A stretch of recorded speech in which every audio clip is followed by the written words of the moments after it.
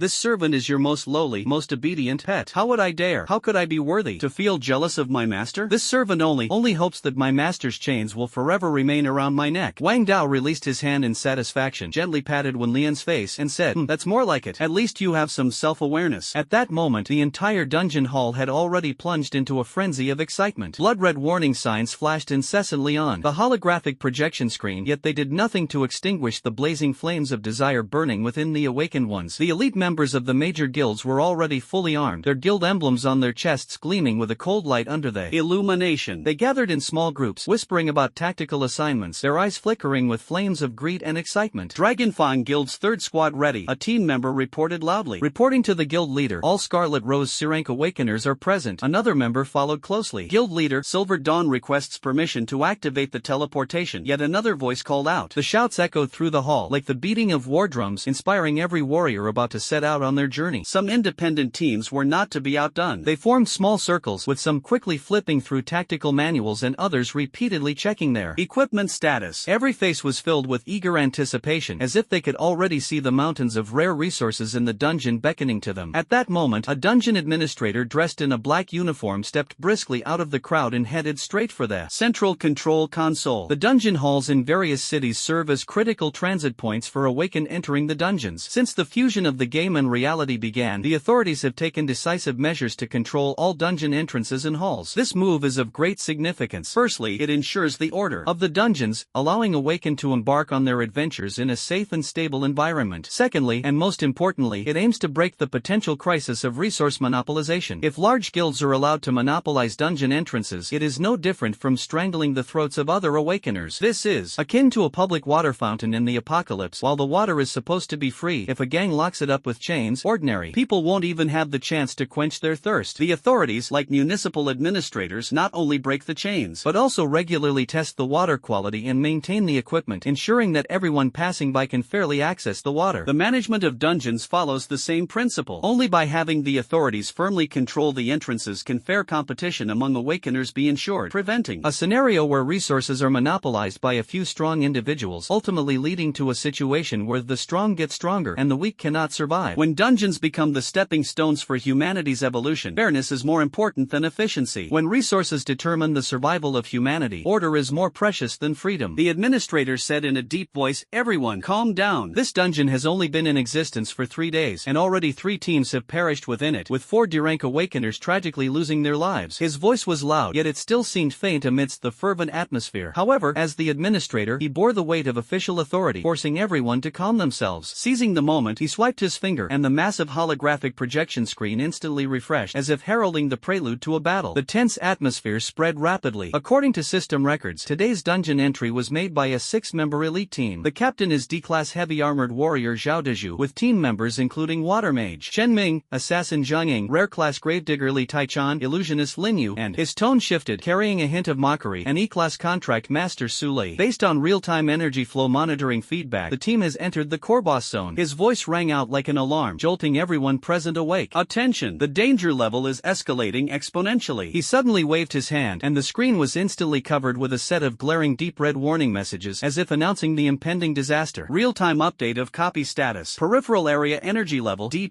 continuous fluctuation. Core area energy level C level confirmed. Fluctuation peak breaking through. Mental pollution concentration detection 2000+. Extremely dangerous mental collapse. Number of creatures in the instance? Abnormal proliferation uncountable. I repeat, this is the final warning to all of you. His voice thundered, shaking the entire crowd. D-level awakeners. Restrict your activity range, limited to the outskirts of the instance. C-level elites. If you intend to enter the core area, it's strongly advised to cooperate in teams of 3 or more. He emphasized, as if delivering a life or death command, the team must include professions like necromancers and healers. Given the current intensity of mental pollution in the core area, ordinary D-level individuals without high mental resistance equipment have over a 90% chance of losing their way and suffering mental collapse upon entry. The tense atmosphere instantly heated up, and everyone felt an invisible pressure, as if the shadow of death was quietly approaching. A strong fighting spirit surged in the hearts of every player. Faced with the imminent challenge, they were determined to break through themselves and embrace this life and death showdown. What? An E-level contract master dares to enter this dungeon? Isn't that just asking for death? I know Zhao Deju, he's a famous pioneer in our area, but this guy is notorious for being a tricky schemer, so you'd better be careful when teaming up with him. That Li Taichan is also an old charlatan, but they're bringing an E-level contractor. What can they possibly accomplish? Isn't this just throwing their lives away? Has Su Lei lost her mind? Not only did she contract a useless skeleton, but she also dared to enter a D-level dungeon. Now the dungeon has been upgraded to C-level. Going in there is a dead end. Absolutely no chance of survival. At that moment, someone in the crowd suddenly shouted, "Contractor Su Lei, isn't she the one who contracted that shy, useless skeleton, and even beat up young Master Wang Dao? That gorgeous campus spell?" As soon as those words were spoken, the entire dungeon hall fell silent for a moment. Immediately, everyone's gaze swished like a spotlight, uniformly focusing on Wang Dao. The calm and detached expression on Wang Dao's face, which carried a divine aloofness, suddenly froze. The serene divine light in the depths of his pupils, flowing like liquid gold, was instantly shattered as if a massive stone had been thrown into a lake, stirring up dazzling golden red ripples. As the young master of the Dragon Fawn Guild and the son of Wang Tianlong, the only A-level powerhouse in Luolong City, the humiliation brought to him by Su Lei had already become a thorn in his heart. Crack! The silver chain symbolizing his supreme authority suddenly went taut. When Lian's fair neck was instantly strangled, turning bruised and purple. Her eyes bulged, nearly suffocating, yet she dared not make a sound, only managing to squeeze out a silent whimper from her throat. Young Master Wang, please don't take it to heart. The president of Silver Dawn, Li Yaoyang, had sharp eyes. As soon as he noticed Wang Dao's displeased expression, he immediately sidled up to Wang Dao like a lapdog, his face full of flattery. As he fawned, that little wench who crawled out of the slums contracting some piece of junk just got lucky and made you suffer a minor setback. What is she worth? She's not even fit to carry your shoes. You are an awakened epic oracle. Your future is destined to reach the pinnacle of S-rank rank, overlooking all beings like ants. Why waste your energy on someone who's already as good as dead? This president of Silver Dawn, at the end of the day, was just a C rank, though still a figure of some standing in the outside world. But Wang Dao didn't even bother to listen to the nonsense he was spouting. He couldn't be bothered to spare even a glance at this obsequious C rank president. His scarlet eyes, burning with humiliation and fury, instantly locked onto the figure standing in the corner, adjusting her gear with a cold expression. The guild leader of Scarlet Rose, Ning Xiangwei. Today, the beautiful guild leader Ning Xiangwei was dressed in a dark green cheongsam, the slit revealing glimpses of a gilded leg ring that glimmered coldly under the light, much like her personality, beautiful yet thorny. Wang Dao's lips curled into a playful smile as he approached Ning Xiangwei with a casual stride. He deliberately slowed his steps, each one exuding the arrogance of someone in power, the soles of his boots striking the marble floor with an unsettling sound. Yo, President Ning, that cheapao you're wearing today is truly sexy. It accentuates your figure so charmingly that one simply can't look away. He stopped directly in front of Ning Xiangwei, close enough to feel the cold aura emanating from her. Those eyes, glowing with a dark golden divine radiance, carried an indifference and scrutiny akin to a god overlooking mortals, roaming freely over her from the slit of her dress to the curve of her neckline. Do you need something? Ning Xiangwei was adjusting the equipment on her body, not even bothering to glance at Wang Dao, her cold voice devoid of any emotion. Wang Dao's smile carried a hint of twisted amusement, his inherent arrogance making it impossible for him to tolerate being ignored. The light in his eyes subtly shifted, as if trying to predict the possible trajectory of the other's reaction. I've heard that President Ning of Scarlet Rose is not only strong but also dances well. How about coming to my place someday for a private performance? The murmurs in the hall gradually died down. The playboy of the Dragon Fang Guild, Wang Dao, wants to flirt with Ning Xiangwei, this poisonous rose? Interesting. Everyone held their breath, waiting to watch the spectacle. The thorn patterns on Ning Xiangwei's gilded armguard suddenly glowed with a cold sheen. She did not reply, but the abruptly dropping temperature made everyone around her break out in goosebumps. Seeing Ning Xiangwei's silence, Wang Dao assumed he had hit her soft spot or pride, and a twisted desire for conquest surged in his heart. He became even more audacious, reaching out to touch her face. President Ning, why are you pretending to be so aloof? As far as I know, you're only 20 years old, right? Don't you long for a man? I'm 18 this year, and of course, both above and below are 18, young and vigorous. Smack! A crisp sound echoed, and the entire hall instantly fell silent as a chicken. Everyone's gaze was drawn to the sudden, resounding slap. Wang Dao covered his face, stunned, his expression filled with disbelief, anger, and humiliation. Ning Xiangwei let out a cold laugh, a sharp glint flashing in her eyes. Who do you think you are? How dare you act so presumptuously in front of me? Today, I'll show you what it means to be a true powerhouse. At that moment, the atmosphere in the entire dungeon hall was like a powder keg, ignited, tense and thrilling. Everyone held their breath, waiting for the exciting twist to unfold. A crisp, resounding slap shattered the silence of the entire hall. Wang Dao's pupils flickered with a golden light of foresight, but before he could react, he was overwhelmed by an invisible darkness and excruciating pain. An unparalleled, terrifying force struck his left cheek fiercely. Like a kite with a broken string, his feet left the ground, spinning half a turn in the air before crashing heavily to the ground with a thud. His left cheek swelled rapidly, and 5 thorny palm prints were clearly visible, the marks left by the brambles on the edge of Ning Xiangwei's armguard. One of the thorns had deeply cut into his skin, and blood gushed out profusely. Time seemed to freeze at this moment. Everyone was dumbfounded. Li Yaoyan's ingratiating smile stiffened on his face, his eyes almost bulging out, when Lian trembled all over in fear, nearly collapsing to the ground. You dare hit me? Wang Dao clutched his face, a trace of ferocity and disbelief flashing in his eyes. Ning Xiangwei leisurely pulled a silk handkerchief embroidered with blood-red roses from the hidden pocket of her cheongsam, wiping her fingers one by one. She said indifferently, you can predict a moment of the future, but could you predict that I would hit you? In the end, what oracle? Just an E-level epic awakener. If I wanted to kill you, it would be effortless. She casually tossed the blood-stained handkerchief onto the ground, landing right at Wang Dao's feet. This slap is for the sake of your father, to teach you what manners mean. The muscles on Wang Dao's face twitched violently, the burning pain on his left cheek accompanied by the taste of blood rushing to his head. From his throat came a beast-like growl. Wretch! Young master! Lin Shi suddenly grabbed his arm tightly, lowered his voice, and said urgently, have you forgotten the president's warning? Ning Xiangwei is not someone you can provoke. This sentence was like a bucket of ice water poured over his head. Wang Dao suddenly recalled his father's hawk-like eyes and that undeniable warning. If you dare to provoke Ning Xiangwei, I'll break your legs. At the time, he had thought his father was overreacting, but now, the burning pain made him feel fear for the first time. This woman, who seemed to be only C-level, what gave her the power to make his A-level father so secretive? His momentum instantly faltered. The raging golden-red divine light in his eyes wildly flickered, and was ultimately suppressed by a fear rooted deep in his bloodline, transforming into bewilderment and an unbearable sense of humiliation. Ning Xiangwei didn't even spare him another glance, as if what had just happened was merely swatting a fly. She turned gracefully, the hem of her cheongsam swirling like a wave of blood, but just as she stepped into the teleportation array, she suddenly turned back and said coldly, I warn you, if you dare speak disrespectfully directly to me again. I will kill you outright. This sentence slithered into Wang Dao's ears like a venomous snake, causing his entire body to stiffen. At this moment he even felt his oracle ability trembling and dimming. Under the other's gaze, even more terrifying was the genuine killing intent he saw in Ning Xiangwei's eyes, not a bluffing threat but the gaze of a hunter looking at its prey. It wasn't until the members of Blood Rose completely disappeared into the teleportation array that Wang Dao snapped out of his daze with a shiver. Only then did he realize his back was soaked in cold sweat. However, being slapped in the face in front of everyone at this moment was a blow to his pride that he couldn't bear. Damn it, how many times has this happened now? First, he was humiliated in public by that bitch Suli, then beaten up by a skeleton, and now slapped by Ning Xiangwei. Wang Dao's dignity was practically being trampled into the mud. How the hell was he supposed to keep his footing in Luolong City after this? Wang Dao's eyes, glowing with dark golden divine light, were now completely ignited by humiliation and killing intent. Deep within his pupils, fragmented golden runes flickered and twisted like stars in a storm. It was as if his oracle ability was thrown into chaos, unable to foresee or control this sudden and extreme humiliation. Lin Shi, he suppressed his fury, his voice as low as it could go. Take 4 C-level elites inside. The silver chain suddenly tightened, causing Wen Lian to let out a muffled groan, but he dared not make a sound. Wang Dao gritted his teeth and said word by word, keep a close eye on the people of Scarlet Rose. In the dungeon, trip them up a bit, since so many people want a share of the hidden dungeon, then let them understand that what Longya sets its sights on, there's never any room for sharing. A trace of ruthlessness flashed in his eyes, especially Ning Xiangwei. I want her to know the consequences of offending me, Wang Dao, in Luolong City. Lin Shi quickly lowered his head and responded, yes, young master, I'll take care of it right away. After speaking, he immediately selected 4 elite members of the Longya Guild and hurried toward the teleportation array. Before leaving, Lin Shi glanced back at Wang Dao's grim expression, secretly lamenting to himself, this dungeon is going to be a mess. Wang Dao stared at the glow of the teleportation array, the slap mark on his face still faintly stinging, but the fury in his heart had already ignited, vowing to make everyone pay the price. He forcefully pinched his burning cheek, the rage in his heart blazing fiercely, almost consuming him entirely. Su Lei, Ning Xiangwei, you despicable women. His voice was deep and powerful, like a volcano on the verge of eruption. He clenched his fists tightly, his eyes gleaming with determination. Just you wait, one day I will make you pay the price. At this moment it felt as if the air had grown tense. Hatred churned in his heart, and the flames of revenge burned ever more fiercely within him. Buzz, buzz, buzz. The light of the teleportation array flickered like a raging storm. Over a dozen fully armed teams surged into the gaping spatial rift of the wailing nest like ravenous wolves. Almost the moment they stepped onto the slippery, icy rock ground. Warning, abnormal energy radiation expansion detected in the core area. Environmental status, decay poison mist concentration 387% of the standard limit. Severely exceeded. With the boss completely going berserk, the entire nest instantly turned into a poisonous hell on earth. The thick, almost viscous dark green poisonous miasma rolled and coiled like a greedy living creature, wrapping around the body of every awakened one. The pungent stench of decay and acid filled the nostrils, suffocating all. The visible distance was compressed to a despairing 5 meters. Cough, cough. Damn, this damn fog is way too thick. I can't even see the road under my feet. A voice angrily complained in the dense fog. Damn it, hard to breathe. Feels like my neck is being strangled by a wet cloth. Is this really a D+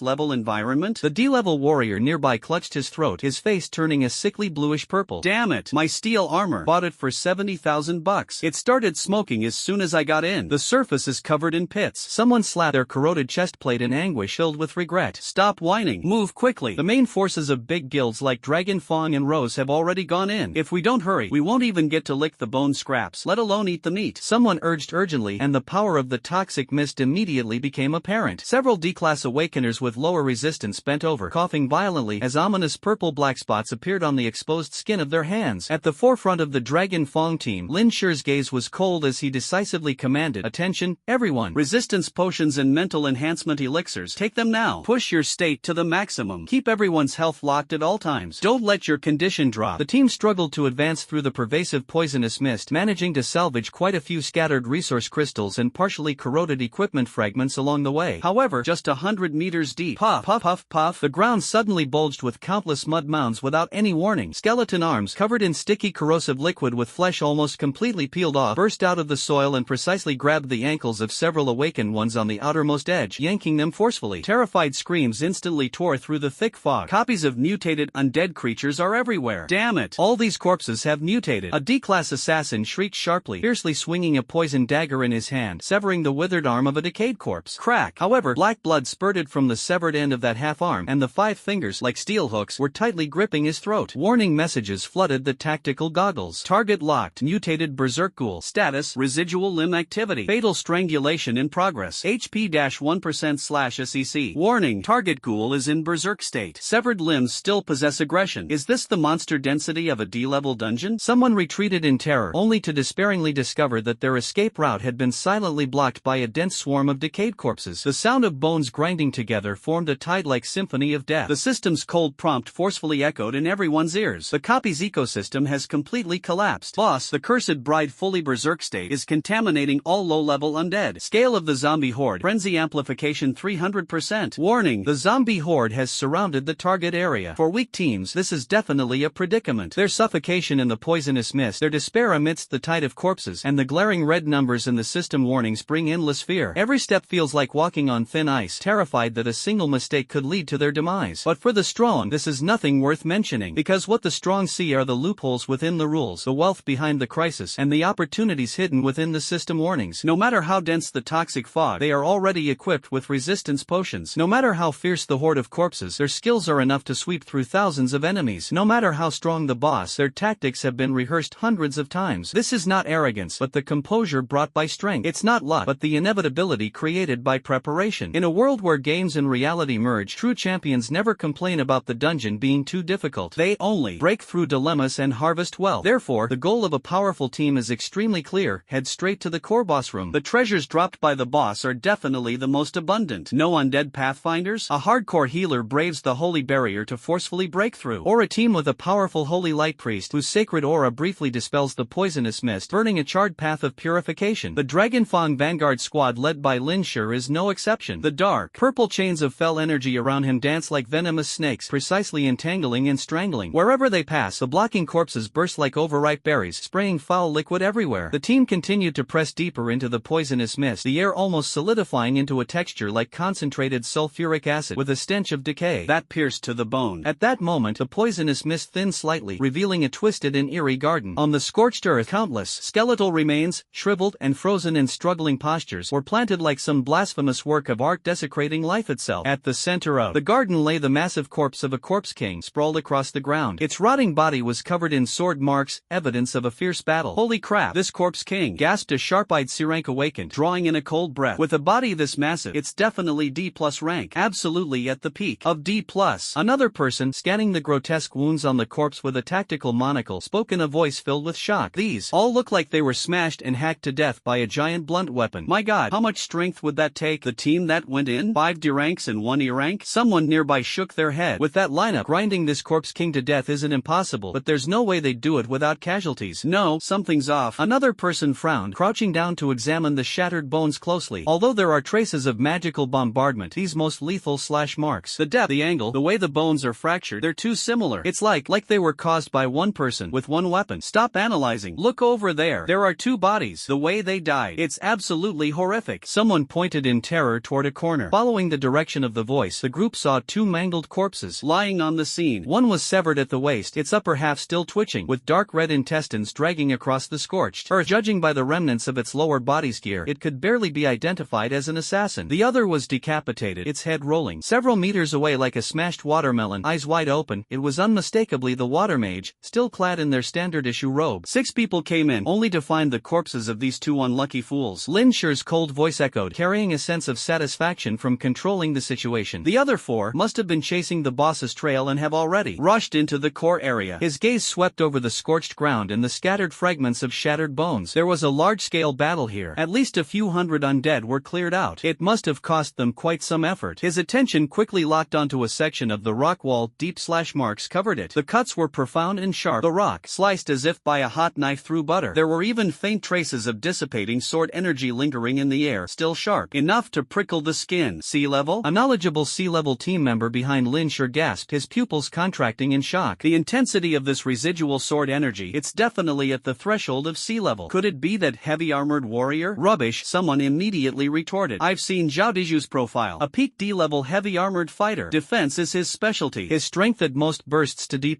How could he possibly unleash C-level sword energy? At this moment, a faint voice chimed in. I remember that E-level contractor skeleton seemed to be carrying a door-like broken sword. A brief silence. Ha ha ha. A burst of harsh laughter erupted. An E-level skeleton soldier? C-level sword energy? Are you kidding me? A cannon fodder minion leaving marks like this? I'd sooner believe the boss did it himself. Lin Shi's lips curled silently, a cold smile of mixed pride and cruelty appearing on his face. His gaze swept over the corpses like a venomous snake. Su Lei's body hasn't been found? Excellent. Just as expected. She must still be alive, though only temporarily. Right now, she's most likely already in the grasp of her sister Lingyu, being toyed with at her mercy. He licked his dry, cracked lips, resembling parched tree bark, as if he could already see through the layers of poisonous mist. To witness Su Lei twisting and convulsing under Lin Yu's mind-shattering illusions, he envisioned that shameless skeleton, oblivious to the heights and depths of the world, being crushed into powder bit by bit, and himself holding their heads, or perhaps even more valuable trophies, receiving rich rewards under the approving gaze of the king. The young master might even reward them with a brand new set of C-grade equipment. Stop wasting time. Lin Shi growled lowly, his eyes gleaming with greed and brutality. Move to the boss room. The time for harvesting has come. With a wave of his hand, the chains of dark energy around him surged instantly, like clusters of venomous mines from the abyss. Accompanied by 4 equally fierce Dragonfang C-grade warriors, 5 shadowy figures charged like blades straight toward the deepest part of the cave, heading for the direction that resembled the gaping maw of an abyss. Their momentum was overwhelming, striking fear into the hearts of all who witnessed it. Where the chains slaughtered, rotting flesh and blood flew, and the stench of putrid pus erupted like a decaying fountain, filling the air with a nauseating odor. Yet they were utterly unfazed, their resolve to charge forward only growing stronger. Each step seemed to tread upon the hearts of their enemies, igniting an insatiable thirst for battle. Keep pushing forward, never back down. The leader roared, his voice like a thunderclap, instantly igniting the team's fighting spirit. The enemy lay hidden in the shadows, waiting for unsuspecting prey, yet they were destined to pay a heavy price in this life and death struggle. Su Nua, you can do it. Su Nua, you can do it. Hold on a little longer. You're the best. From the depths of the cave came Su Lei's energetic shout. She clenched her small fists tightly, cheering for Su Nua as if injecting him with endless strength. Sweat trickled down her cheeks, soaking the collar of her school uniform, already covered in dust. Yet her eyes burned with a brilliance that surpassed exhaustion, locking unwaveringly onto the dark golden figure cutting through the tide of corpse infants. Su Nua's skeleton emitted crisp crack sounds as the cataclysm greatsword in his hand transformed into a streak of black lightning. With each swing, 3 or 4 corpse infants were severed at the waist, green fluid bursting like fireworks and splattering onto his dark golden skeleton, producing a sizzling corrosive sound. Killed Derank Corpse Infant X3. Strength +9. Current kill count 918/1000. The purple flames in his eye sockets flickered more intensely, like 2 burning stars releasing endless energy. Only 82 corpse infants remained before evolving to C-level. He could clearly feel the surging power within his body boiling continuously, every bone yearning for a stronger form, as if shouting to break through its limits. Su Nua instinctively checked his attributes. Strength 3317. Defense 600. Agility 300. Spirit 100. 3,317 points of strength. He relentlessly farmed on this dungeon boss, fully utilizing various resources, and his strength value skyrocketed. The most important thing is he's still a D-level. A D-level appearance, yet possessing 3,317 points of strength. This is practically a tiger, disguised in sheep's clothing, counting ants, a perfect camouflage. Of course, Su Nua has no idea which level his immense strength truly belongs to, but judging from the current situation, he isn't worried about C-level awakeners, though he feels uncertain about facing B-level ones. How about waiting until we leave the dungeon and then trying to fight the dean of Luolong Academy, Lu Tianming, he thought to himself. At that moment, a sudden sound made Su Lei abruptly turn her head. Over 20 fully armed awakeners appeared at the entrance of the boss room, each radiating a powerful C-level aura, like moving mountains, exuding an overwhelming sense of oppression. So many rare C-level powerhouses from the outside world had actually gathered here? A school uniform girl cheering on a skeleton? A judoka's eyes nearly popped out of their sockets, his expression frozen in extreme absurdity and shock. Wait, just how many corpse infants has this skeleton killed? The bodies are almost piled into a small mountain. The female gunners' tactical goggles displayed data flashing and jumping wildly. According to the scan, at least over 900 D-level corpse infants. The external system shows they're still fighting the boss in the core area. Turns out they're here, farming mobs for experience? Could it be they can't defeat the boss? Judging by the situation, it doesn't look like they can't. This boss's mental value is terrifying, at least 1,500 points. No, wait, look closely. Those 3 corpses? All eyes were instantly drawn to the 3 gruesomely mutilated corpses in the corner. Zhao Diju's heavy armor was shattered into 3 pieces, and his body was neatly severed into 3 sections, as if sliced instantaneously by an unimaginably sharp blade. Li Tiechan's head had rolled into the corner, his eyes still wide open in terror, as though he had witnessed something utterly horrifying before his death. But the most horrifying of all was Lingyu. Her head lay alone on the ground, while her body was pieced together from the corpses of several infant cadavers, resembling a poorly stitched together doll, even leaking air. The arriving awakeners glanced at the corpses and couldn't help but gasp in shock. From the looks of it, Zhao Daju and the others are all dead. 5 D-rank powerhouses are dead, yet this summoner who conjured an E-rank skeleton managed managed to survive? Wait, wasn't it said that this contract master and her skeleton were both E-level? Why is it now showing as D-level? Yeah, this beautiful campus queen, didn't she just awaken not long ago? In just one day, she broke through from F-level to D-level? This is simply unbelievable. Everyone exchanged bewildered glances, their eyes full of astonishment. Sulei lowered her voice and whispered to Sunua, look, there are more than 20 of them, and they're all C-level. Look at the badges on their chests: Dragon Fawn Guild, Scarlet Rose, Silver Dawn. These are all people from the major guilds in Luolong City. What's going on? We're in the dungeon, and other teams can enter too? In Sunua's eyes, the purple flames suddenly contracted into two cold stars, and alarm bells rang in his heart. He pulled Sulei behind him, holding the Calamity Greatsword across his chest, ready to fight at any moment. Dungeons above Grade A have spatial barriers, allowing only one team to enter at a time. Sulei spoke rapidly, her fingers unconsciously twisting the hem of her clothes. But dungeons below Grade A lack the energy level, so they're like buses anyone can get on. Ever since the game Endless Killing Spree merged with reality, all dungeons have followed this rule. Sunua scanned the awakened ones, eyeing them like predators, a cold smile curling at the corner of his lips.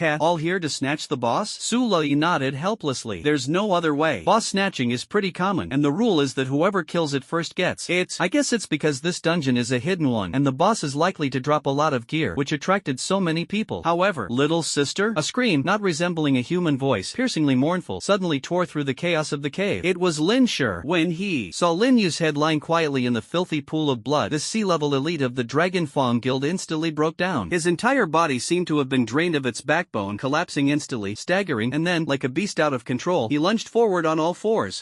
Impossible. This is absolutely impossible. Trembling, his hands trembled violently like withered leaves in a storm. He wanted to touch his sister's cold cheek, but his fingers missed again and again. That face, once radiant as a flower and adorned with a playful smile, was now covered in dark bruises, the corners of her mouth crusted with dried blood, and her once lively eyes stared blankly, reflecting his own twisted, horrified face like that of a demon. Buzz. The mind went blank, and the sounds of the world instantly withdrew. It was as if billions of venomous bees had burrowed into the skull, frantically flapping their wings, while the vision was obscured by a veil of despairing crimson. Brother, buy this for me. This bow is so pretty. In a daze, a tender, syrupy voice of coquettish pleading echoed once more in his ears. Fragments of memory turned into an uncontrollable storm, shattering his last shred of hope in an instant. When Lin Yu first awakened, she had shown him her first successful moonlight fireworks illusion, her eyes sparkling with pride. The time she secretly stuffed the C-grade nutrient paste allocated to her by the guild into the hidden compartment of his backpack, leaving the warmth of her fingertips behind. Just yesterday, before setting off, she had deliberately worn that brand new Mirage cloak he had saved up 3 months' worth of points to redeem. She had turned around and flashed him her signature mischievous dimpled smile. Brother, wait for my good news. Wait, the Mirage cloak. Lin Shi felt as if he had been struck by lightning. The chains of dark energy froze mid-air. His tear-blurred, rage-filled eyes, blood-red with fury, locked onto Sulei, on the cloak draped over her school uniform, swaying lightly in the wind. Even though it was stained with dirt and grime, that familiar, water-like, smoke-like special texture, and the faint crescent moon patterns at the edges, it was unmistakably the Mirage cloak. Lin Yu's Mirage cloak. The cold confirmation message from the equipment identification system gnawed at his nerves like a venomous snake. Identification: Class D Mirage cloak. Illusionist exclusive amplification core equipment. Scan confirmation: all soul imprints of the equipment have been erased. Current wearer bound. Sulei. Put. A surge of extreme grief and furious dark energy erupted from Lin Shi's mouth like uncontrollable lava. He suddenly raised his head, his bloodshot eyes resembling a vengeful ghost crawling out of hell, staring directly at Sulei and the sword-wielding skeleton beside her. The lamb he personally sent his sister to hunt was still alive, and it was wearing his sister's equipment. Yet the little moon he held in the palm of his hand had turned into a cold, lifeless head. A cold head, forever devoid of life. Sulei, he roared, his voice like a tearing storm. I want you to pay for my sister's life. Accompanied by his uncontrollable screams, the chains of dark energy around Lin Shi lashed out like the frenzied tentacles of an octopus, whipping wildly and shattering the surrounding rocks into powder as fragile as tofu. He and Lin Yu had relied on each other since childhood, surviving in this world of the strong preying on the weak, where people devoured others without mercy. His sister was his only blood bond and connection, the sole little moon in his cold abyss, the last tender thought deep in his heart that kept him going through countless struggles in pools of blood. Now, even this final ray of light had been completely extinguished, leaving only the cold, tragically lifeless head before him, a sight so devastating it shattered his heart. Wretch, give me back my sister's life. Lin Shi's eyes were blood-red, as if they were about to bleed. The dark green sinister energy swirling around him almost solidified into blazing flames. He suddenly turned his head, his fury like a vengeful ghost demanding retribution, glaring fiercely at Sulei and the sword-wielding skeleton beside her. Sheng Wu Shi, tear them apart for me, as you command. A thunderous roar tore through the air, making the eardrums of those nearby buzz. From the dragon-fying Devouring guild's team, a giant man is towering. As an iron fortress stepped forward, his massive 2.3-meter frame nearly blocked out the faint light at the cave entrance. With a sinister grin, he removed the enormous double-edged battle axe from his back, whiter than a door and covered in menacing barbs. His bulging, knotted muscles exuded explosive power, and the aura of a C-class berserker swept out like a storm, making even the air seem thick and heavy. Blood Axe Xing Wuxi? He's really going to make a move? Damn it. When this lunatic acts, it's either death or crippling injuries. Last month, he tore apart that C-class thunderstorm black bear with his bare hands. Just thinking about it still gives me nightmares. It's over. It's over. That little girl is probably going to end up as beef jerky. Xing Wuxi loves ripping people apart and chewing them like spicy snacks. As Xing Wuxi lifted the terrifying battle axe, everyone's hearts raced wildly, as if they could already see Su Lei's petite figure wrapped in her school uniform being torn into a spray of blood in the next second. Ha ha ha. Xing Wuxi extended his crimson tongue, perversely licking the barbed axe blade, his sticky saliva glistening coldly, his eyes filled with a sick excitement. Tender little beauty contract master. TSK,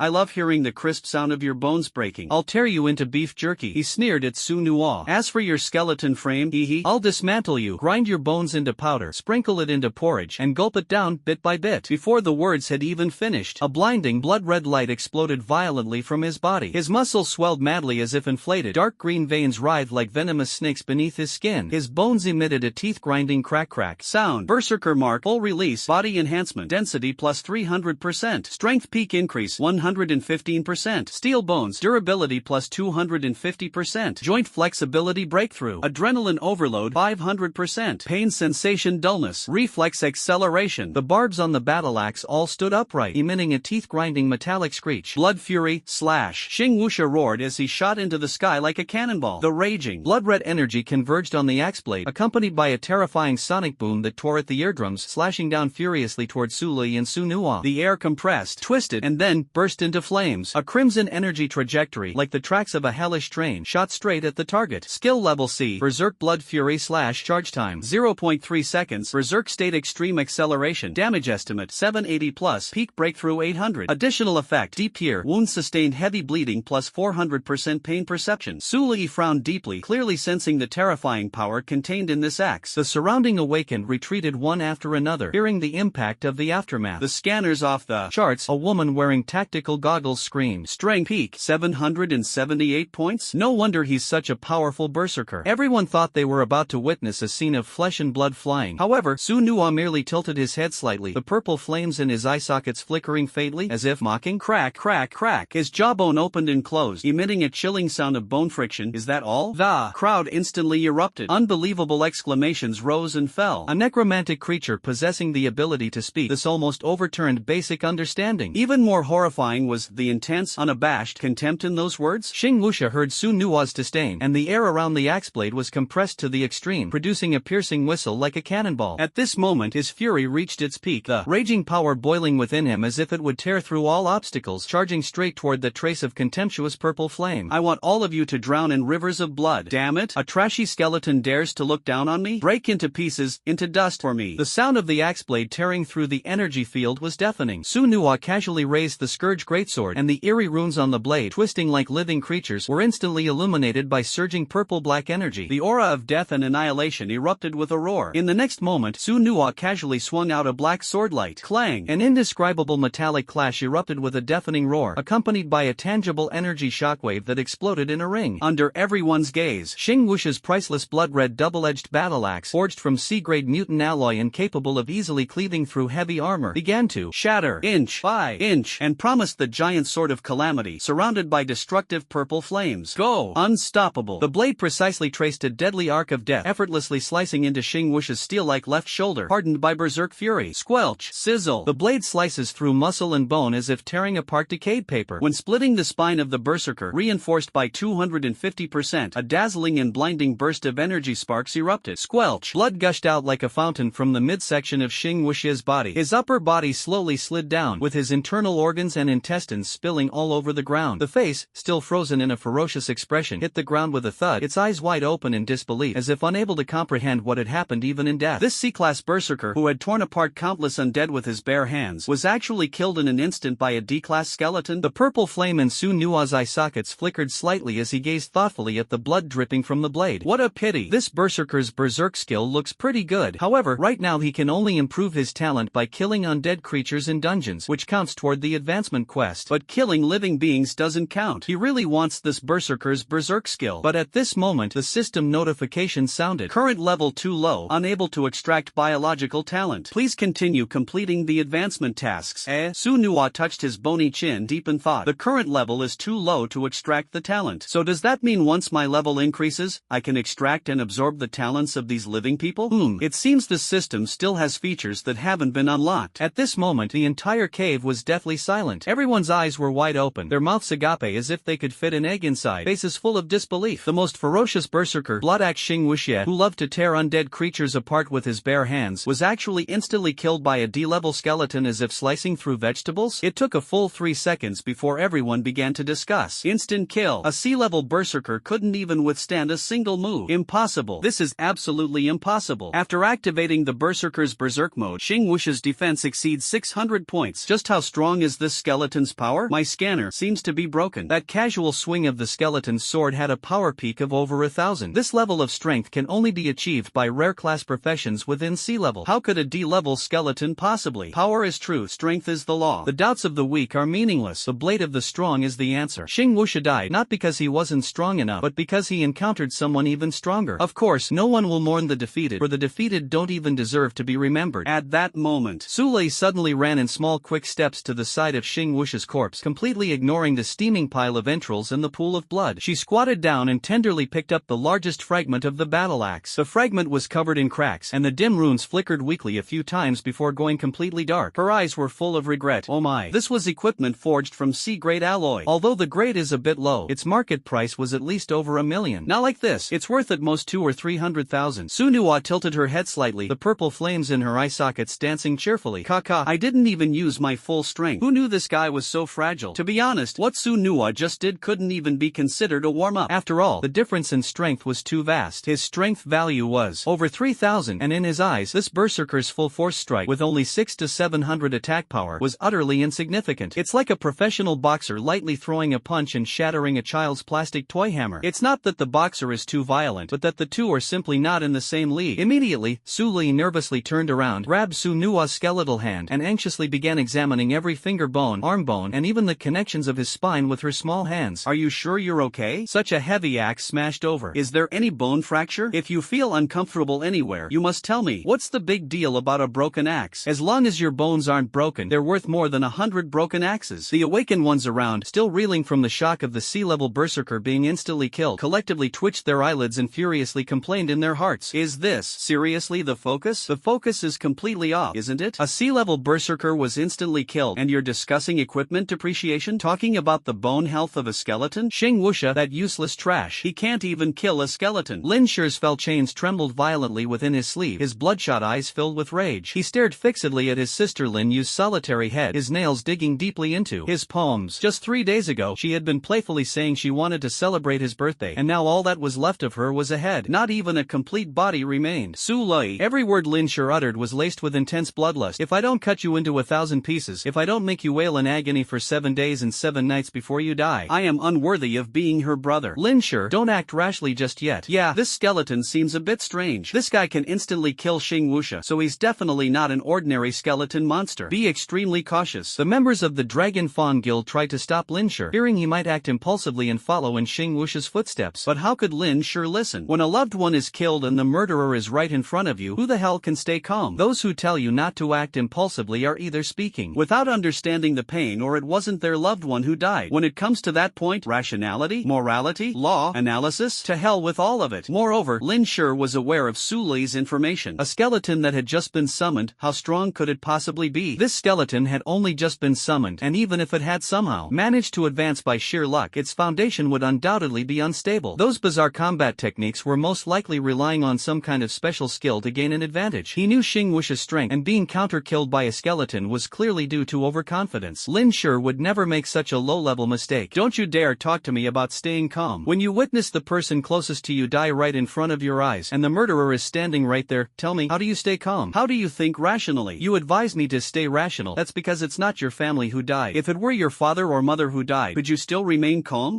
Tell me. I'm going to personally chop this woman to pieces right now. Slice her bit by bit, listen to her screams, watch her bleed. That's what revenge is. A blood debt should be repaid with with a light. Evil energy bone-corroding chain. Purple-black chain shot out from Lin Shi's sleeve, the corrosive energy entwined around the links twisting the very air. He had used his full strength in this strike. An ordinary C-rank fighter would find it nearly impossible to escape. A D-rank? They would turn to white bones the moment they were ensnared. Making a move on my master right in front of me? Su Nua's skeletal hand suddenly grabbed the chain, and purple flames erupted with a roar. Are you *****ing